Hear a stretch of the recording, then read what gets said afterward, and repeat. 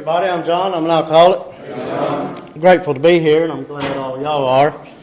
And I'm a little nervous. I always say that because that's how it loses its power over me, which is something I learned right here in these rooms. I didn't teach it myself. But I'm supposed to tell you a little bit about what it used to be like, what happened, and what it's like today, and hopefully share a little bit of experience, strength, and hope, with hope being the most important part. But I don't have anything special. My story's, nothing outstanding, but it's going to be honest. My sobriety date is August 26, 2006. Pretty easy for me to remember that date. It's the day after my son's birthday, my oldest son's birthday, and it's a whole lot of the reason I'm right here today. And I had a basic childhood. I was nothing special. My parents, they treated me real good. I come from a separation of early age, 3 to 4 years old. My father, he was a pretty abusive alcoholic, only when he was drinking. Outside of drinking, he was a very peaceful, loving man. And, I grew up in that for a few years, and then him and his wife, my mother, they got divorced, and, I lived with her, so I only really seen my father on the probably a couple weeks out of the summer, and then a couple weeks around Christmas, and then here and there on holidays. But I didn't really have a heavy relationship with him. But he meant a lot to me, and both my parents, they did everything they could for me. They loved me, give me everything I needed, not everything I wanted. But they took good care of me, and they raised me right. My being here had nothing to do with my mother's raising me by any means. My father, on the other hand, he was a full-fledged alcoholic. They say it's DNA. It might have been part of my, environment growing up in it. My fondest memories of him was abusive. I was discussing with Chuck on the way up here. It might have been my wife on the way to Chuck's. I don't remember. But, growing up, I don't really remember my father taking me hunting, going to sporting events or playing or working. He did those things, but the things that stood out, the things I remember, was him, choking my mother or shooting her with a staple gun or fighting with the neighbors, getting him out of jail for DWIs, things of that nature. Didn't know if it was normal or not. Still don't to this day. I know I've copied it. But anyway, I'm not blaming him. It wasn't his fault at all. But I did see these things, and they seemed kind of normal to me. And up until my early teenagers, like I said, I was a normal child. Did good in school, got along with all the other kids. Nothing really stood out. And I was 13 years old, and I was visiting my father. He had remarried. He was living in West Virginia. And, like I said, he was an abusive alcoholic. And he was choking my stepmother's son, and she shot him in the back 3 times and killed him instantly, shot him in the heart. If it was my son, I'd have done the same thing. Today I see that. Then I didn't. I hated that woman, and, my life had changed. Even though I didn't have that relationship with my father, he was my father. And unfortunately, I kind of held that grudge towards females, for a long time. And people in general. I didn't want to get close to nobody, but I really kind of hated females to an extent. And, it was, and like I said, I don't blame him. I would do anything for my children. He choked her. She didn't do nothing. He would beat her. She didn't do nothing. When she had her child on the ground choking, she defended him, and I don't blame her. But anyway, that turned things for me right then and there. I was full of just hate, anger, pain. I just didn't understand what had happened, why it happened, or anything. And we came back home, and my sister, she was a couple years older than me, and I'd had drinks before. My father, he'd give me alcohol at a very early age, 2, 3, 4 years old, whatever. But I was 13 when this all happened, and me and my sister and a few friends, we got a pint of Everclear and a gallon of lemonade, store-bought cheap lemonade. And we mixed it, and about 5 of us drank it, and I think I was the youngest at 13. The oldest might have been 15, and it did us wonders. A pint of Everclear was pretty potent for virgin drinkers. And I don't remember a lot of it. I threw up. I remember laughing a whole damn bunch. We just laughed. We had fun. Everything each other did was funny. And, I liked it. And it, it was just, hey, maybe this is me. So I drank, from then on, not every day. I mean, I just, I had something that kind of helped me ease pain, made me feel better, something I fit in. I don't know about y'all, but, I drink a beer, I'm an inch taller. I drink 12, I'm a foot taller. Case, I'm 2 foot taller and I'm ready to take on the world. And that, it happened at that age. And it continued to happen. And I won't bore you a lot about the drinking, but, just to give you an idea of how I did drink and how it progressed. And, it all started like that, went to the weekend thing. I was only 13. This was in the early 80s. Or actually, about 82. So, the drinking age in, Mark and Chuck and some of y'all older people might remember, I think it was 18. And I was only like, a couple years, 4 or 5 years from 18, and I'd get closer and closer. I'm 16, 2 more years. They upped it to 19. What the hell? They knew I was coming, I guess. I don't know. It was against me. So I had to wait another year, and I was getting closer. I had like 1 year till I was 19. They changed it to 21. How dare them? And I don't remember if it was statewide or nationwide or anything, but, it was a while before I could legally drink. But I still managed to drink pretty good. But once I was legal, it took off because I could get it. I loved drugs, I loved partying, I loved all the other things. But this, I could go anywhere and buy it and not get in trouble buying it. I could get in trouble afterwards, and a lot of times it happened. But I liked it. It was just it was a quick fix. If I was feeling bad, it felt good. If I was feeling good, it felt better. If I didn't feel nothing, it made me feel. I just liked it. It worked for any situation. And, it got to where it was a 3-4 day a thing, 5 day a thing, 6 day a thing. By my early 20s, I was drinking every day. And when I say every day, it was minimum 12-pack case, bottles of liquor, whatever. I got married. My wife, she had a 3-year-old and a 9-year-old. They were my stepchildren. I raised them as my own, feel like they are. And, I never acted as a father, though. I drank, and she had a job that required her to work on weekends, and I've always been self-employed and didn't. So I babysitted on weekends. And, everything I did dictated around my drinking. They wanted to go play ball with the friends, but I couldn't drink there, so we didn't. They wanted to go, McDonald's, get a Happy Meal. They didn't serve alcohol. We had to go to Pizza Hut. Or, everything I did was for me.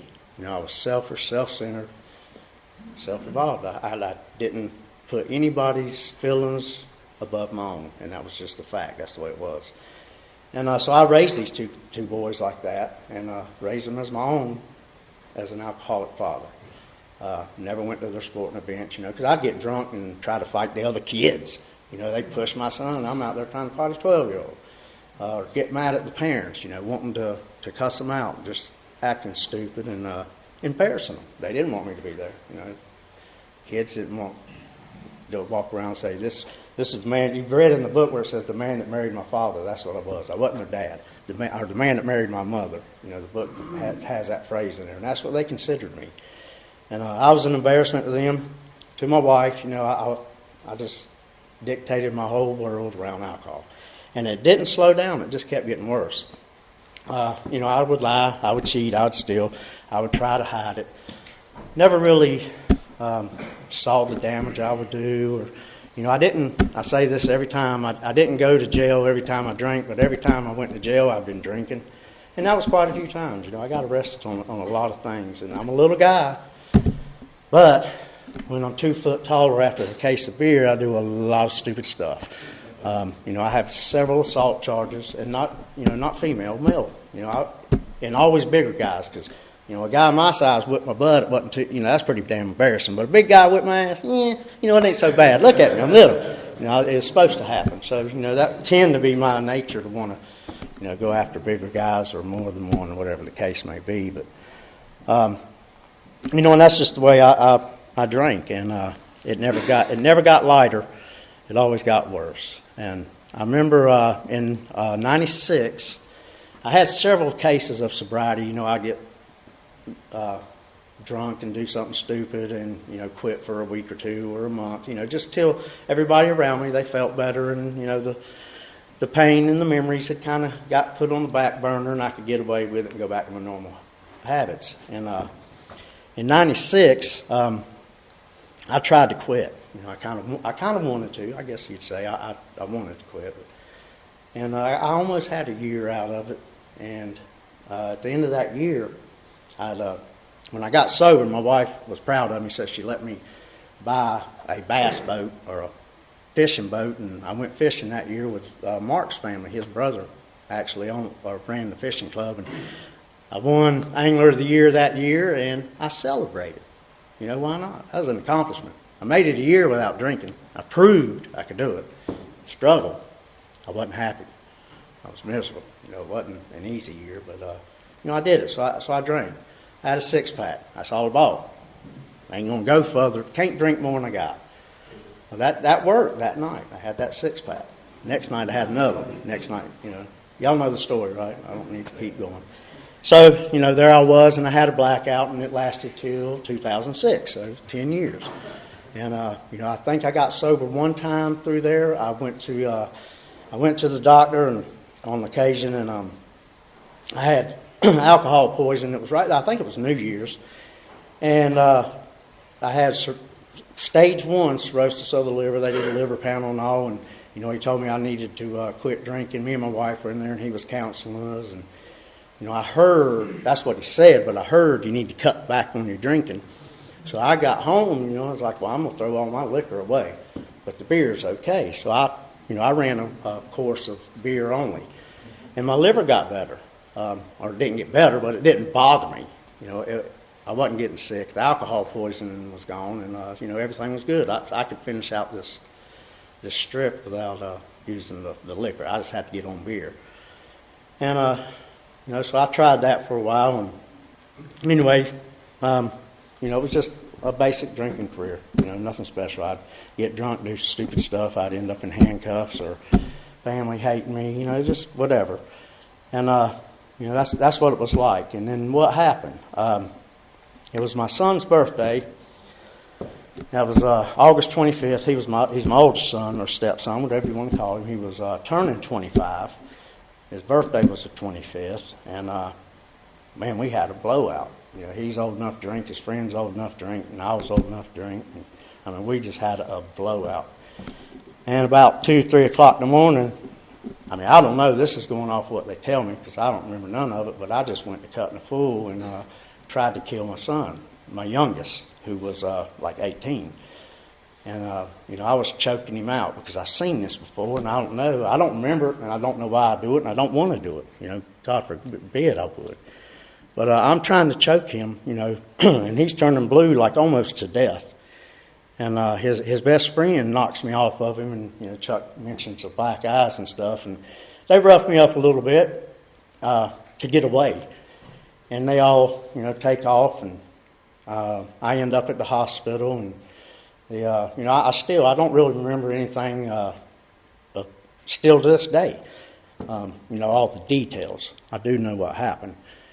But I'm in the hospital, and they're sewing my eye up. I can close my eye and still see, it's just split all the way across the eyelid. And, I'm just thinking about, well, why'd all these people fuck me up and make me do this, I'm the bad guy here. What made them kick my ass? What brought this all on? It just didn't make sense, So they're doing their thing, and I hadn't been to sleep all night, and it's about 7, 8 o'clock in the morning, and I called my drinking buddy up, and, they took me in the ambulance, so I didn't have a ride. I would have tried to drive, I'm sure, and he come and get me, and on the way home, my thought is, we drank all the beer last night. I need to swing by the store and get a case of beer, and I did, and I got home with that beer, and I never drank one of them, never did. But I got home with that beer, and I put that beer in the refrigerator, and I get in there on the couch, and my family's gone, which hadn't happened before. This is new to me. Kids are gone, calling my dog. Them dogs done run away. Ain't nobody there but me. And, we talk about isolating drinking, and I'm a weirdo. I want to be isolated, but I want you in here. Don't talk to me. I want to be by myself, but be in here. I don't want to be alone. And, it just all hit me. What have I done? Because I didn't really know. And something just, I looked at that beer and my buddy that was there, Jimmy, he's fixing to go home. I said, Jimmy, take that beer. He's like, what do you mean? I said, just take it. I don't want it. I don't want it. And I knew right then, that day, that morning, something's got to change. I love my kids. I've never hurt them. I've never done anything in front of them. Even drunk, I don't know how I would manage not to let them see me or try. I thought I didn't. They might have, but I broke my only rule, which was to hurt my kids. I loved them, even though they're not mine biologically. I've raised them, and it did. It just shook me, and I knew, right then, I had to change. I didn't know how. Never even heard of Alcoholics Anonymous. Had plenty of people tell me I shouldn't drink, but nobody ever suggested how. I've tried all the little quirks we hear about. I moved. I'd run to Florida with my drinking uncle. That didn't work. I'd change houses up here, try to change friends, change jobs, change alcohol, all that stuff. And, nothing really worked for me. And, so what does any 38-year-old man do? I called my mother. I said, Mom, I want to quit drinking and I don't know how. And she said, well, I got a friend that's been in the program. Y'all might know him, Nori. I think back then he had 28 years or something. She said, I grew up with him, and if he can quit drinking, anybody can. And why don't you give him a call? I was like, well, I don't want to call him. I'm scared to death. I said, well, you call him and see if he'll talk to me. And she did, and she called him, and he said, yeah, we can help him. He said, we got something for him, but he has to call me. And that's probably the hardest phone call I ever made in my life. I've had to call, lawyers, sheriffs, whatever. I don't know anything, but that was just a tough call to make, to ask for help, because I'm not an ask for help person. I'll suffer to the end. I'll lay on the floor and starve to death crying. And so I made that call because I didn't want to drink. That's all I knew. I didn't want to drink, and I didn't know how. So I called this fella up, and I asked him, I'm like, hey, I think I got a drinking problem. And, he asked me a few questions. He said, yeah, you might qualify. And I said, well, is there any, what do I need to do? And he said, well, why don't you meet me tonight at an AA meeting? I was like, well, what's that? I'd never even heard of it. And my father, I found out later, he had been, but I just never heard of it. So I was like, okay, yeah, I'll meet you there, sure, because I was willing. And, that's a very important thing. I was willing to do anything. And that was one of the questions he asked me. But anyway, he said, would you mind meeting me there? And I was like, yeah, man, I'd love to. And so he kind of told me what he looked like and, where he would be. And I said, okay, well, do you want me to tell you what I look like? And he's like, nah, I'll know, I'll find you. I'm like, you sure? He's like, yeah, you just show up, I'll find you. And I hadn't even walked up in the crowd. And he's like, you John? And I was like, yeah, how you know that? And like Chuck said, I'm standing there with stitches, black eyes, sweating, shaking. He give me a half a cup of coffee because, the whole one I ain't going to hold it. And I'm just, he knew who I was. And I was scared to death. And on top of that, I had my mom with me. She brought me. And I was 37, actually. It was like 3 weeks before my birthday. I was just, I was petrified. I didn't know what to do, what to expect. All I knew was I didn't want to drink anymore. I didn't know how. And this man told me on the phone that he could teach me how or show me how. And when I got in there, and I met him and we talked a few minutes, he asked me some questions. And, I kind of felt like, hey, maybe these people have something. And he told me, he said, you never have to drink again. I was like, that was big shit to me. Big. He said, you never have to drink again. And I was like, okay, let's see how this works. I was a little skeptical. If you're not, then I guess you're not human, but I was. And we go in there, and it so happens the meeting is a panel meeting on sponsorship. And he sits me on the front row, and I'm like 3 feet from these 3 people that are sharing on sponsorship.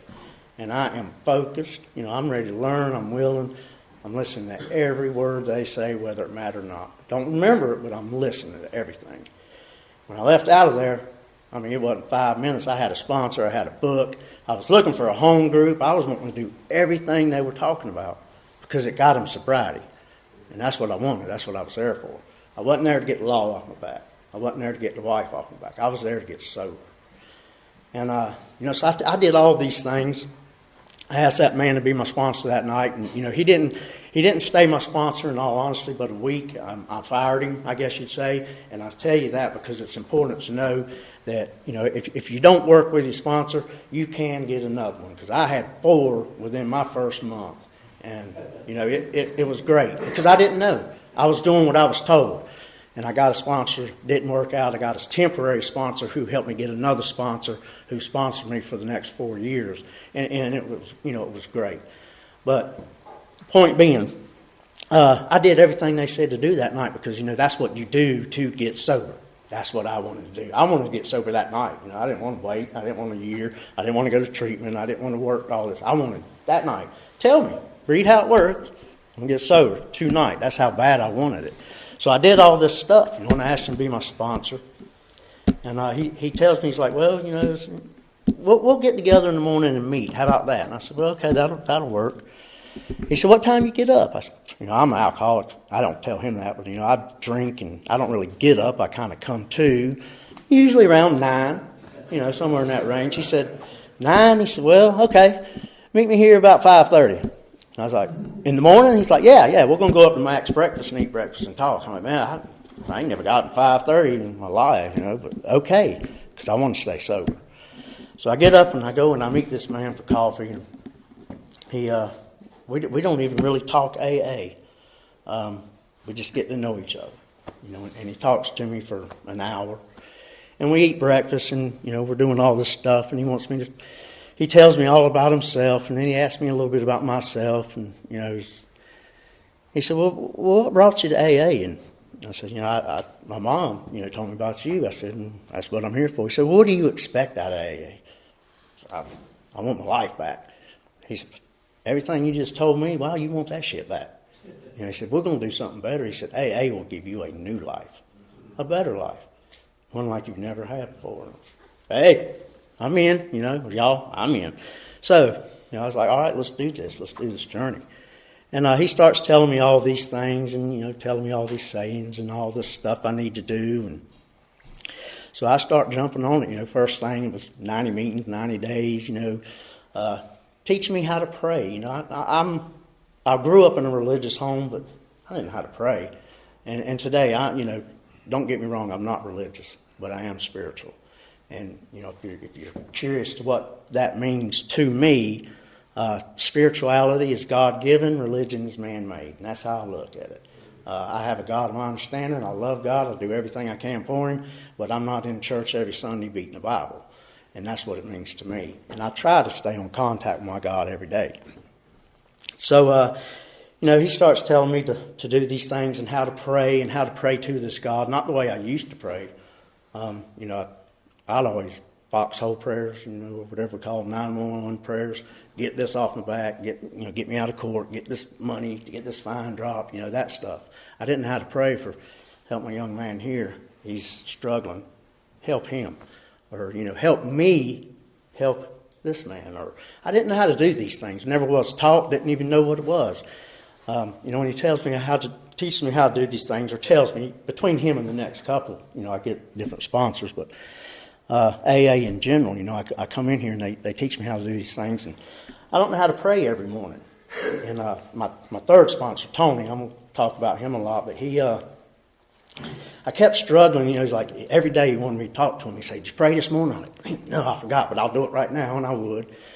And he told me this little trick. I don't know if any of y'all heard it. He said, take a brick, and he said, put it by your bed. When you go to bed, and you kick your toe on it, it'll remind, or actually I'm telling you wrong. He said, put it under your pillow. When you lay your head down and hit your head on it, it'll remind you to pray. He said, when you get done praying, set it on the floor. And when you get out of bed, you'll kick it in the morning, and it'll remind you to get on your knees and pray. Now, I didn't do that, but I thought about it, and it did help me. I remembered to pray just by thinking about that thing, and it might help. I don't know. I never set the brick down there. But those little tips like that, it really helps, even if you don't use every one of them. But anyway, he was teaching me to do these things, and just trying to tell me how to help other people, show me how to love people and be loved, because I never could do that. I struggled. Like I said, I tried to be a good child. I was when I was younger, but I didn't know how to let people in. I didn't know how to love them back. I wasn't there for grandparents' funerals. It wasn't that I didn't want to. I couldn't make it. I had other things, or I was drunk or hungover or passed out somewhere without a ride. Anybody ever do that? Wake up and you ain't got a ride, or don't know where your car is, or left it somewhere. Just simple things like that to me. But I was letting people down, left and right. I'll never forget, when my grandmother died, my mother's mother, it broke my mom's heart that I wasn't there. And, because of the program's Alcoholics Anonymous, I got to be there for mine. And, that was a great deal, because my dad, I lost him at 13 and I was very young, but I was 3 years sober when my mom got sick. And she went to the hospital for something routine, had a spot on her lung. 30 days later, she was dead. It was some type of lung disease, 31st in the world, 15th in the country. No cure, no clue to what it was. Alcoholics Anonymous was there. My friends, Chuck, they were there. I got to spend 30 days in ICU with her every day. Before Alcoholics Anonymous, I wouldn't even tell her I love her. She'd say, "I love you, son." I'm like, "Okay." That's the relationship I had. It's given me so many other things. Going back to my son, I tried to kill him. In his eyes, my eyes, I didn't. I was just mad. But he works with me today. He didn't want nothing to do with me, none of them. Wife, kids, any of them. Both of my sons work for me today. I have 2 grandkids with the youngest son, the one I tried to kill. I get to see them all the time. I get to take them places. It's part of this program. I wouldn't have it without it, I promise. We all don't get what we deserve. I know that without a fact. Because I wouldn't be here if I got what I deserved, because I wasn't a great person. I definitely wasn't a great father. But now, I get the opportunity to do that. My granddaughters are 2.5 and 9 months. They never see me drunk. They never see me drink. And knock on wood, and the grace of God and y'all's help, they won't. That's why I keep coming back. And AA isn't perfect, and I try everything in here to do that I can to stay sober. And I come short a lot. I went through a little spell, and I'm going to tell you this, not because it has anything to do with recovery as much as it does just, it's the truth. But I dropped out of here for 4 years. I've only been back in for about 3 months now. I didn't get drunk, and I didn't disown AA. I just got busy. And here's my experience with that. I stayed sober. I prayed every single morning. That's one thing I have not stopped doing since I walked in the store. I miss a lot of stuff. I don't pray every night. I don't do service work like I should. I don't do everything I'm supposed to do, but I've never missed a prayer. And when I first come in, I remember Nori, when he asked me that day, I was telling him that day in the restaurant, I said, "Man, I've tried everything. Nothing's worked. I've tried everything." He said, "Have you ever tried AA?" I was like, "Well, I tried." He said, "Have you tried AA?" I said, "No." He said, "Have you ever asked God or a higher power to keep you sober?" I hadn't. Up to that date, I honestly had not. I'd asked for help. God, help me. God, get me through this. God, I want to go another day. But I never said, "God, will you keep me sober?" or higher power, whatever the case may be. Mine's God. And I've done that every day, and I've stayed sober. But during that time I was out of here, I was just busy. I was working, had grandkids, and I was miserable. And the day I came to the meeting, it was August, Chuck, maybe. I was sitting at the couch in my boxers. My wife come home from work, and I was like, "I want to go to a fucking meeting or blow my head off." She said, "What?" And she dropped her pocketbook. "Let's go to a meeting. Let's go." I've been back ever since. But those 4 years, that I was out there, just each day it progressed as it says it would. Irritable, restless, discontent. I've seen it. I've witnessed it. Had to do it on my own and couldn't take y'all's word for it. But, it happened. And, that's the best thing about Alcoholics Anonymous. It's one of those drugs that the more you want to feel, the more you take.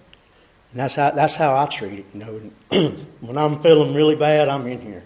And when I'm feeling really good, I tend to want to bounce away. And I got to not do that. But, Alcoholics Anonymous taught me how to recognize it. I know where to go when I do get away. But, being honest, I did. I slipped away. And I kept it in my heart and I kept it in my mind because once the seed was planted, it was there. But, thank God I prayed. And, like I said, I never not did that one day. And if you, there's a reading in one of the books, I want to think it's As Bill Sees It, but the Dr. Bob asked a bunch of the old timers, like out of the first 100 people, the first 20 that relapsed, if all of them prayed the day they relapsed, and none of them could honestly say, yeah. So I don't know if that's a key, but it is for me.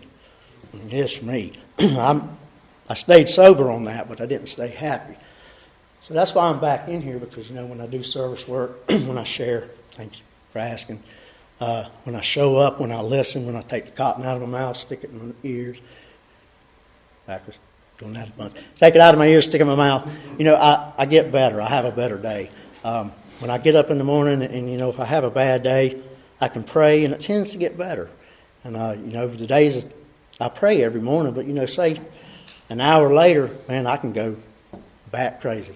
I drive down the road. I don't know about y'all, but I struggle with patience. And my higher power, he messes with me every day. He'll put the slowest car in town in front of me and the fastest car in town behind me. So I'm jacked up, stuck right in the middle where I need to be. I'm stuck right there in the middle where I need to be. Because I'm learning. I'm learning that patience. And that's what he's teaching me. I stay teachable. I'm glad I am. I came in willing. I came in teachable. I took this thing to heart with everything it had to offer. I went through the steps 4 times. Going to go again. You can't get enough of them, but I started a step program the first week I was in it. We went through it as a group. There was like 12 of us with a sponsor, and that was a great experience. I went through it with 3 other different sponsors. Each time was a different experience. It was great. I love the steps. I have to work them over and over because I forget. I got a really good forgetter. And if I walk out of here tonight, I'm going to forget everything I said. And, every time I say something, it's always different anyway. But, I'm just good at forgetting, so I have to come here and I have to be reminded. I love the life I have today. And I fall short all the time. Like I said, I get ill. I was ill today. I was talking to Chuck about that. This morning was just a bad day. But you know what? I didn't drink. There ain't nothing going to happen to me that a drink will make better. I've learned that here. It's a learned skill. I didn't learn it myself. None of my stuff's original. Everything I've learned about sobriety, I learned right here from the older people ahead of me. But it all works. I just got to do it. And it all depends on how good I want to feel. If I want to feel good, do a lot. It's my choice. And nobody's going to make me. I haven't been fired yet. Nobody's kicked me out because I've done a lot of this shit wrong. Not all of it, but, it's just good because it keeps accepting me back. I hadn't relapsed, though. And they told me it wasn't a requirement. So, I'm glad on that. But, I don't know. I'm probably just rambling. I'm looking at the clock trying to kill 15 minutes. I can spend it on sobriety, I guess, because, that's the greatest part. And that's where I am today. But any questions?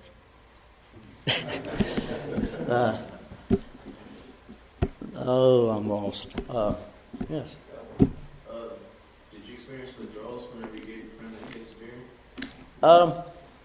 Not right then, but I will tell you, I didn't go through detox. I detoxed at home on my own, and my youngest sister came up from South Carolina, and that was probably one of the worst experiences I've ever had in my life. I was sweating bullets 1 minute, freezing the next, shaking, couldn't hold nothing down, passing out. it was pretty brutal, actually. I wished I would have went through detox. Didn't know about detox until a month later. Chuck introduced me to it. A little too late there, thanks, Chuck. But it was a pretty rough experience, self-detox. But thanks for asking.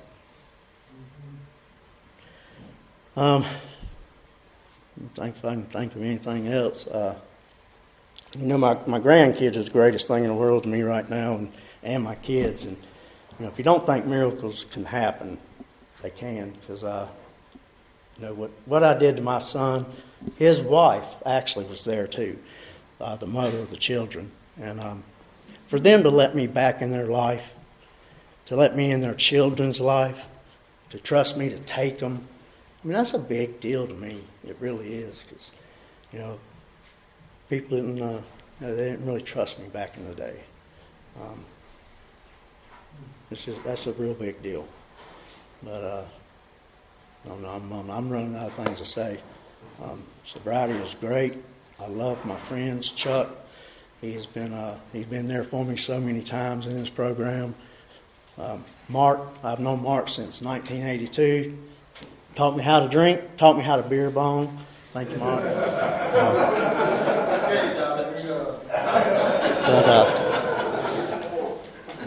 I am grateful to be here. I'm grateful for the program, Alcoholics Anonymous. And, one of the first things they said to me when I went to meetings, everybody kept saying, glad you're here, glad you're here. And that was a big thing. It kept me coming back. And for all of y'all, I'm glad you're here. I'm grateful that you're here with me. I tried staying sober by myself and never could. Just didn't work. And with y'all's help, we can. And Chuck, I believe, is the one that said it. But I asked somebody at a meeting one time. I said, "What's a good way to explain Alcoholics Anonymous?" And Chuck said, "Well, it's one drunk helping another drunk not get drunk." And that's what we are. That's all this is we're just trying to help each other stay sober one more day. And I got up at 4:30 this morning, so if you got up at 4:25, you got more sobriety than me, because we only got one day at a time, and I'm sober today, and hopefully I'll be sober tomorrow. And I'm out of things to say. I'm sorry. God bless all y'all, and I love everyone.